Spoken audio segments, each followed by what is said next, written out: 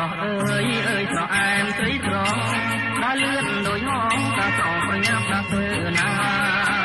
ស្រងអើយអើយស្រអែមស្រីស្រដើរលឿនដោយហងតាស្រងប្រញាប់តាធ្វើណាបងសូមជួបរួងបងមានកាបងសូមជួបរួងបងមានកា